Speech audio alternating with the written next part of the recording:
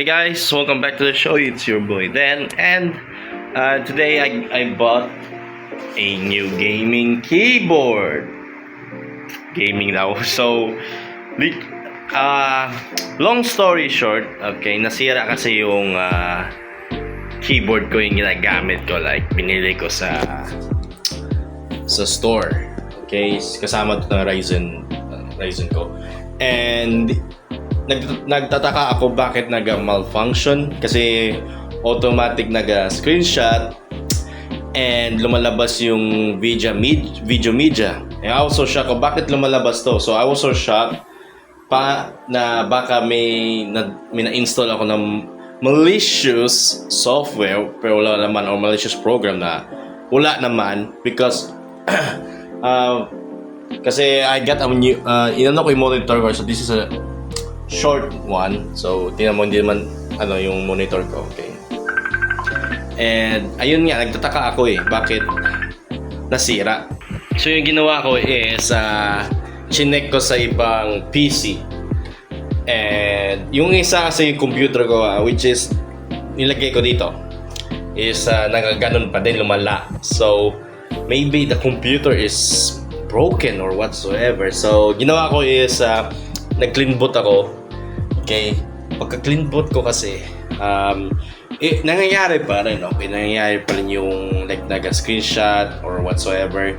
So yung ginawa ko lang is pinalitan ko yung another computer ko doon sa labas. Pinalitan ko ng keyboard. So my keyboard right now is not that good. So tingnan mo, see? Yung sira naman yung backspace. I cannot do anything. This is old keyboard, like way back 2024. So I'm completely shocked kung ano nangyari sa computer ko. So nag-malfunction siya. So nilagay ko siya doon sa kabila, yung keyboard ko isa, which is it work. Nagtaka ako ba't gumana. Ba't gumagana yung keyboard ko sa isang CP, ba't hindi dito? So ginawa ko, pinalitan ko na muna, and this keyboard nilalaro ko na ngayon. I had this for almost 1 week, and it's not that good, okay? Even though ginamit ko lang to sa pang-work ko, it's not, hindi ako sanay kasi hindi ko minsan nakikita yung key, and the spacebar is not looking good. So bumili ako na gaming keyboard. It's a rack keyboard. So itong keyboard ito is ginagamit sa mga PisoNet before or sa com shop. So we gonna unbox this and rate this, okay guys? So magagulat ako kung sana hindi mag-malfunction ulit, but I do hope hindi sayang pera ko, guys. I do hope hindi sayang pera ko. So let's check it out.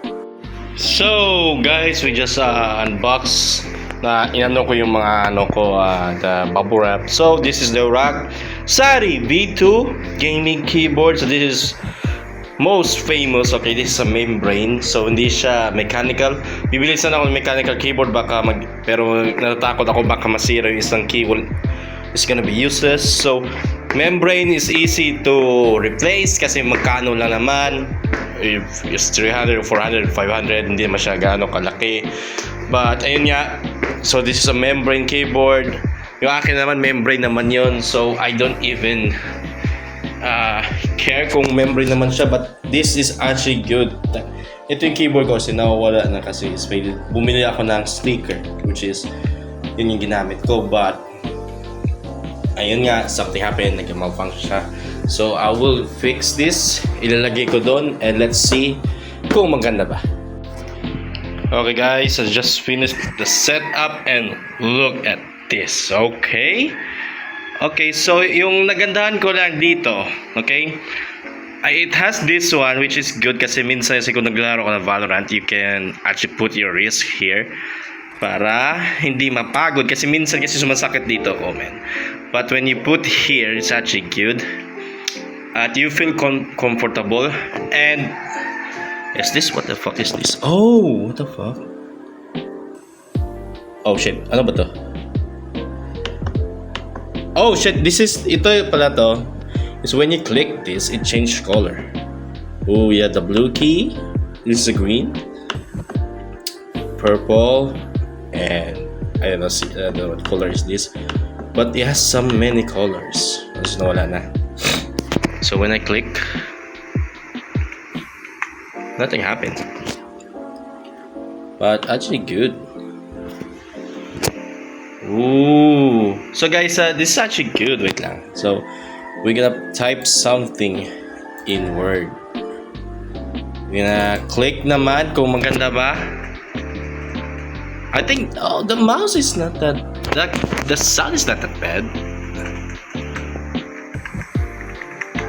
I like it how because it is like this. So yung ganito siya, which means it is printed. So mahirap itong mawala-wala. So like this, it's not like the other keyboards yung nilagay lang, like nilagyan na ng sulat like that. This kind of keyboard, okay, yung ganito, is mahirap tanggalin to. Okay, which is printed. So magandang tingnan yan. Okay, magandang tingnan kahit ganito na siya. Which is, it is so big, guys. Kasi medyo maliit yung akin na yun. Naano na ako dito, man. It's actually good here. Yung meron kang ganito. Then, it is so worth it because it's only 500 pesos lang naman, guys. Makikita yun naman sa Shopee. And, I think this is sound, right? Ito ba yan? But, wait, tingnan ko, guys. I think meron pa dito function ito. This rack, sorry, Vito, it has a warranty, so hindi ko papakita yung yung resibo, but it has a warranty naman. And if you buy something, maybe kung may malfunction, may nasira, is papalitan nila, so which is good naman, okay, which is good. So what I like it also, and tingnan nyo, guys, when I click, woo! Mila, what the fuck? Guys, wait lang. You can see it here, see? What the fuck? It's like yung kada word na and I think FN and this one could work. Wala.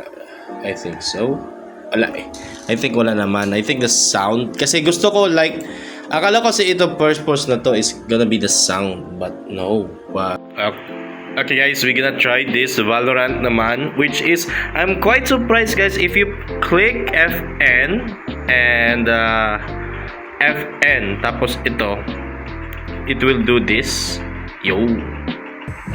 like that. I mean, kanina na naman to, so you can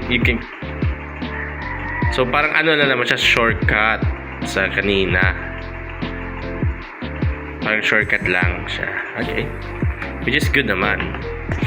But I really like how they do this. Okay, guys. So, yung gagawin natin is click here.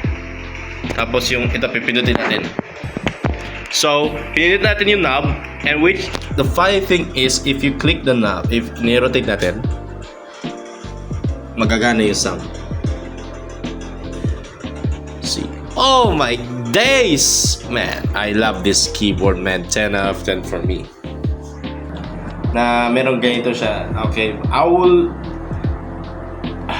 use this a lot. Okay, so I think na hindi ako sanay sa ganitong keyboard kasi this is my first time using this. And even though it's a membrane, kasi usually this is gonna be a mechanical keyboard, I would say I will rate this solid na 10 out of 10. It's a 10 out of 10 if you have budget money. You could get this. Kung gusto mo mag-budget. Okay. But if you want a mechanical keyboard naman, you can buy a mechanical keyboard which is gonna be a 1,000, 2,000 range. But if you want like, kung gusto mo tumipid muna and you want to use it, agad-agad, just buy a rack. But just buy rack, sorry, Vito. This is not sponsored, by the way. Okay, buy rack. Okay, guys, but hinihintay ko to talaga, and my money that I buy this is so worth it, guys. So worth it, guys. So, yun nga. And I have to play Valorant na. Mag-Valorant na ako. Finally, mag-Valorant na. Man, I'm not playing Valorant for like couple days na kasi because my keyboard's not that good, but with this keyboard I will use this, guys. I will use this naman with this keyboard. So man, you can see, man, we're gonna play Valorant. So guys, see you next video. Bye.